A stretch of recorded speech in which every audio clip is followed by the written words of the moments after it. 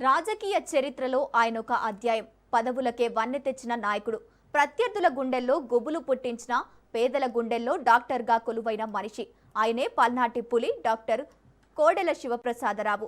ఒక సామాన్య వైద్యుడిగా ప్రస్థానాన్ని మొదలుపెట్టి 5 దశాబ్దాల పాటు ఆంధ్రప్రదేశ్ రాజకీయాలను శాసించిన ఆ మహానేత జీవితం చివరకు ఒక విషాదాంతంగా ముగియడం వెనుక ఉన్న తెర వెనుక రాజకీయాలేంటి, ఆయన చేసిన అభివృద్ధి ఏంటి, నేడు ఆయన కుటుంబం ఎదుర్కొంటున్న సవాళ్లేంటి? నరసరావుపేట అంటే కోడెల, కోడెల అంటే అభివృద్ధి. శ్మశానాన్ని కూడా దేవాలయంగా మార్చవచ్చని స్వర్గపూరి ద్వారా నిరూపించిన దార్శనికుడు ఆయన. స్వచ్ఛ భారత్ కంటే ముందే ఇంటింటికి మరుగుదొడ్డి నిర్మించి గిన్నిస్ రికార్డు సాధించిన దిశాలి.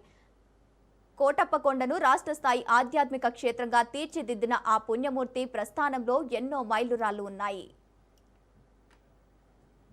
కానీ 2019 ఎన్నికల తర్వాత రాజకీయాలకు దిగజారిపోయాడు.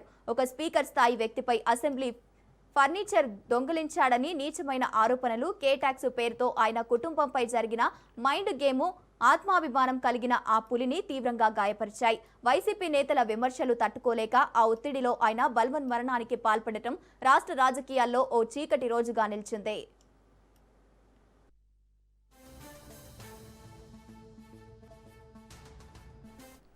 అయితే పార్టీ ఆవిర్భావం నుంచి చంద్రబాబు కంటే సీనియర్గా, పార్టీకి అత్యంత విధేయుడిగా ఉన్న కోడెల ఆయన కష్టకాలంలో టీడీపీ అధిష్టానం సరైన అండగా నిలవలేదని విమర్శలు నేటికి వినిపిస్తూనే ఉన్నాయి.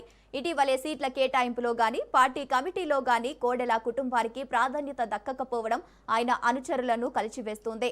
కోడెల శివప్రసాదరావు పార్టీకి చేసిన కృషి, ఆయన ప్రాంతానికి చేసిన అభివృద్ధి ఎప్పటికీ చిరస్థాయిలో నిలుస్తుంది. అలాంటి కుటుంబాన్ని టీడీపీ అధిష్టానం ఆదరించాల్సిన బాధ్యత ఉంది.